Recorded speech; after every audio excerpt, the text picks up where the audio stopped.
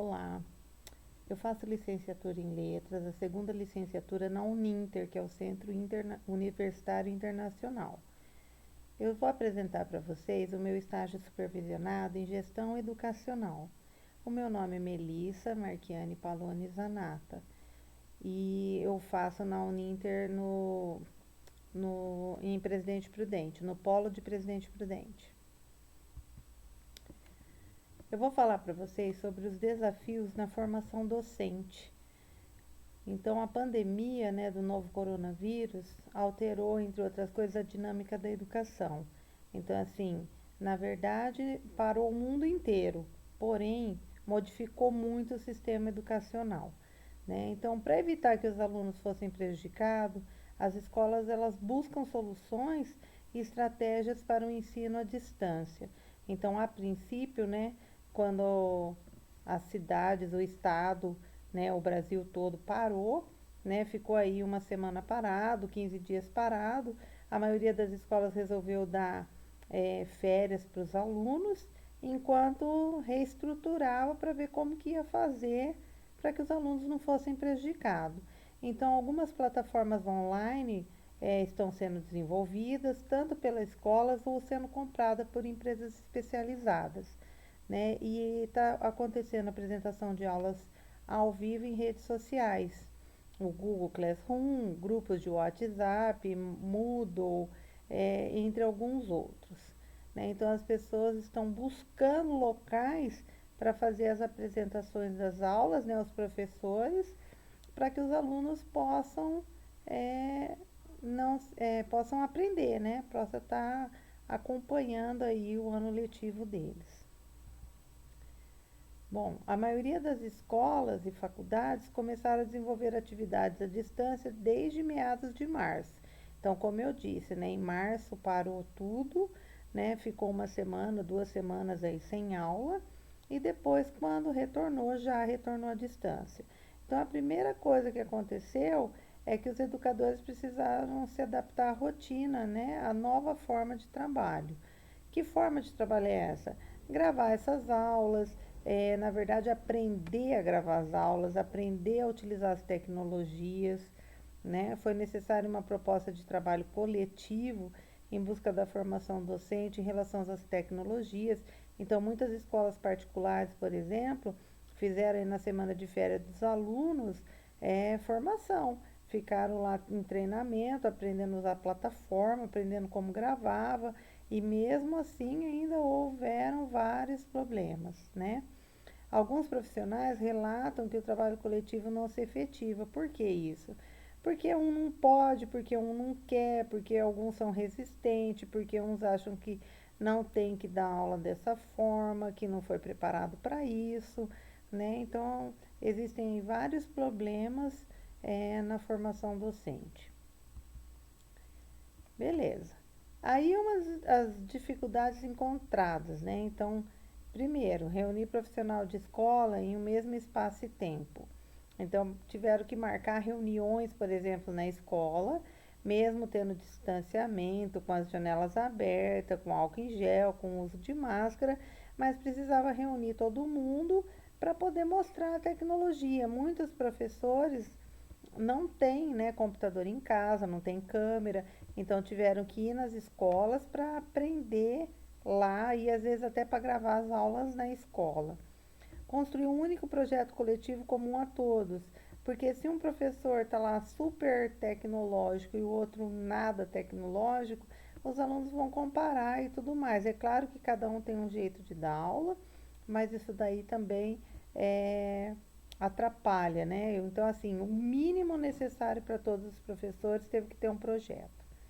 A sobrecarga de atividades por parte do coordenador pedagógico, porque na verdade é o coordenador pedagógico que sofreu mais, porque ele teve que correr atrás de saber o que fazer para que a educação continuasse, né, que o ensino, a aprendizagem continuasse. Ele é o mediador entre o aluno e o professor, ele que tem que cobrar dos professores a formação, né? Então ficou bem complicado. E ainda existe uma outra dificuldade que é o problema de relacionamento interpessoal.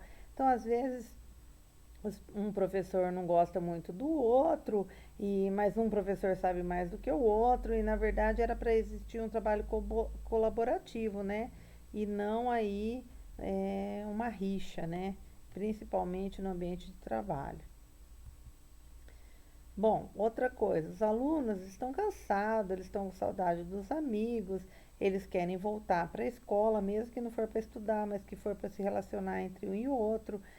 Os professores também estão esgotados pelo excesso de tarefas e cursos, porque todo mundo estava acostumado a trabalhar de um jeito, e aí, de repente, todo mundo teve que se adequar à nova forma de trabalho, né?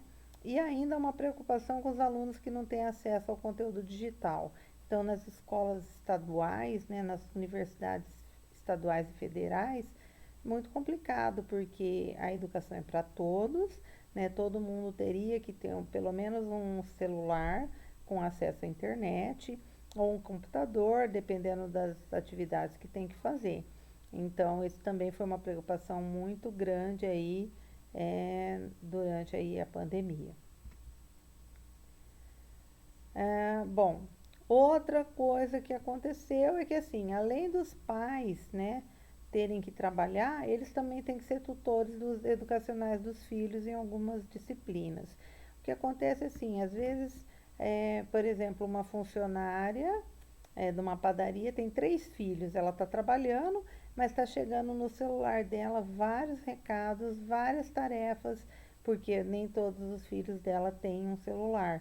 Então é um problema, porque ela tem que chegar em casa, ela tem que explicar, ela tem que imprimir, ela tem que ajudar, né, emprestar o celular dela. Outra coisa, cada um tem que ter um espaço de trabalho, né, um espaço de estudo.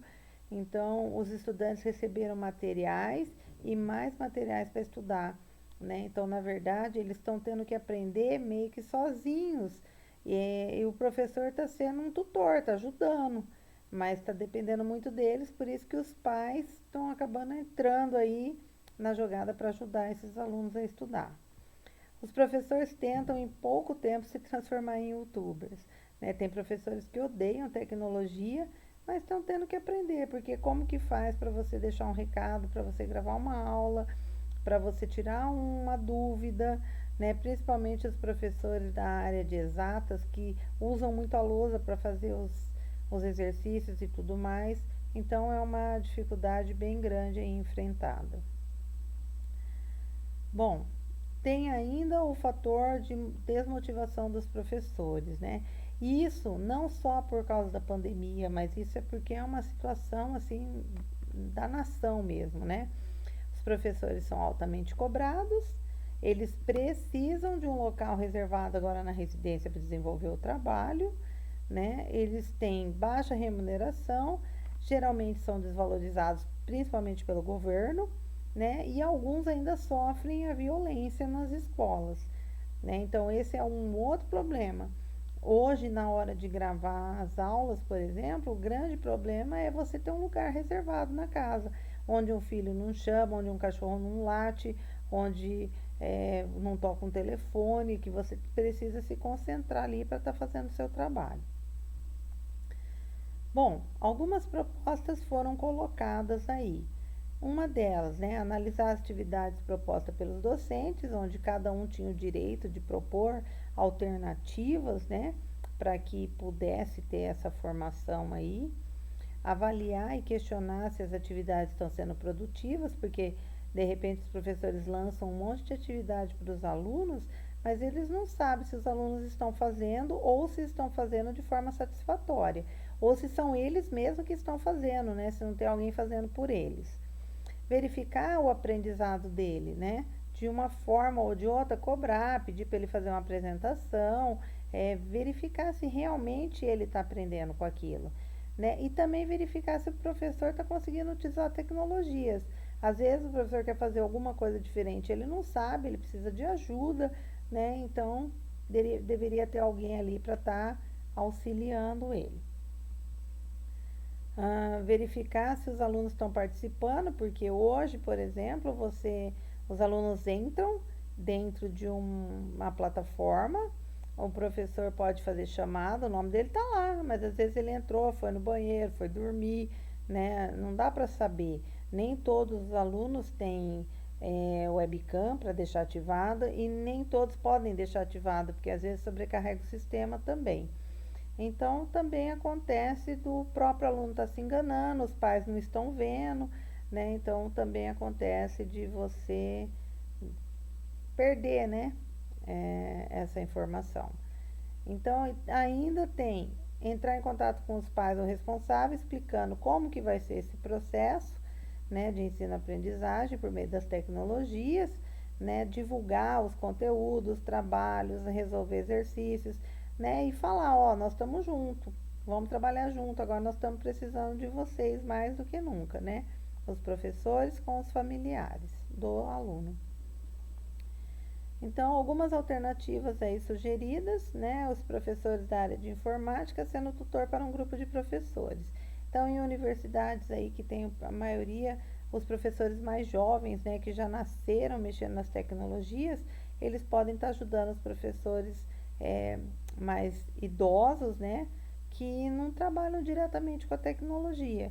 Então, é uma forma de ter uma tutoria aí entre os professores. Formação de alguns professores também para utilizar ferramentas online. Então, independente de ter professor ou não para poder auxiliar, também deveria ter ali um grupo de responsáveis, né, para poder utilizar, ensinar como usar aquela tecnologia para fazer a gravação, mesmo porque para não estragar os equipamentos, né, e para você poder fazer daquela ferramenta um auxílio para o teu ensino-aprendizado. Né? Cursos online, está tendo um monte, agora as universidades federais, estaduais, elas estão criando um monte de cursos que são gratuitos, né, para você aprender a criar conferência, para disponibilizar material para os alunos, para solicitar envio de atividades, para montar questionário online. Então, assim, tem várias alternativas aí, várias soluções, né, que as pessoas têm que buscar. Como gravar aula em vídeo, né? Aulas online para que o aluno continue na rotina de acordar para assistir, porque se a aula for em qualquer horário, só aula gravada, não for uma aula síncrona, né? O aluno assiste a hora que ele quer e aí ele perde, né? Aquela rotina que ele tinha, acorda cedo, toma um café e assiste a aula, né? Então, as aulas online são melhores também, porque o professor está explicando, o aluno pode perguntar, existe uma interação entre o aluno e o professor, mesmo sendo online, né? Desde que seja síncrona. Gravação das explicações replicadas em redes sociais para atingir, além dos alunos, outras pessoas. Bom, já que os professores estão tendo que gravar aula para os alunos, por que não colocar em redes sociais para que outras pessoas também possam ter esse acesso? Né? Então, é uma forma aí da gente estar divulgando, né, a educação, fazendo com que outras pessoas também aprendam, não somente os alunos. Né? E o professor ensinando o aluno a refletir, provocando pensamento crítico, avaliando os resultados, né? Não adianta só o aluno fazer o que foi proposto e ponto, né? Tem que instigar, tem que perguntar, tem que verificar, né? Porque os alunos estão cansados, né? Os professores também estão cansados. Os professores estão trabalhando muito mais agora, durante a pandemia, do que antes, né? Quando o ensino era presencial. Porque querendo ou não, ele ia lá, dava a aula dele e pronto. Agora não, agora ele tem que preparar a aula antes, ele tem que gravar, ele tem que postar, ele tem que aprender a fazer todas essas coisas, além de saber o conteúdo que ele está colocando lá.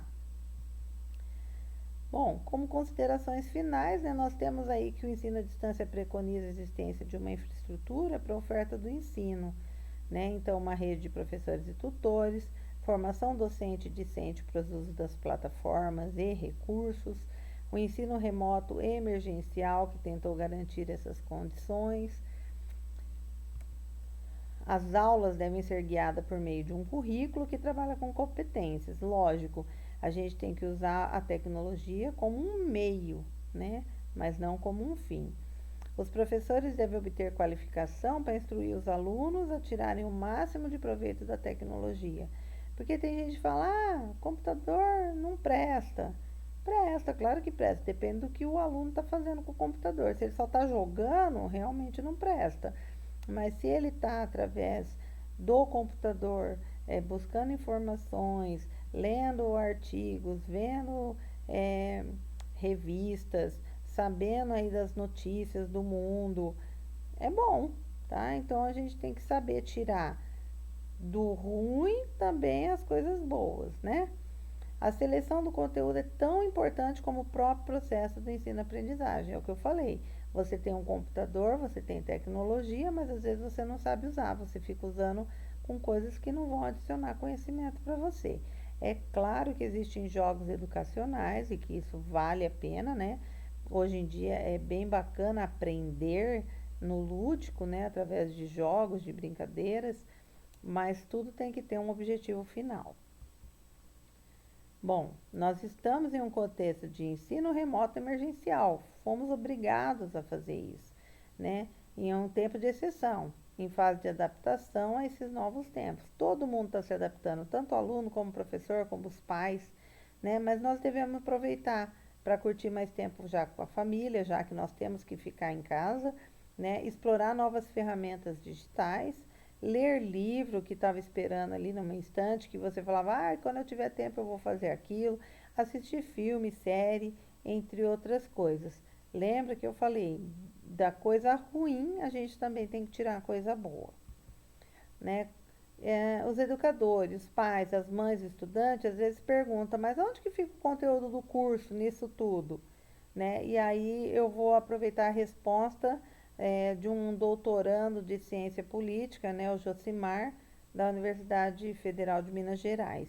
Ele disse que fica o conteúdo na sua experiência, no fazer sentido conectar com a realidade até com o momento, o conteúdo é secundário e o principal é que todo mundo fique bem. Muito obrigada. Quero manual?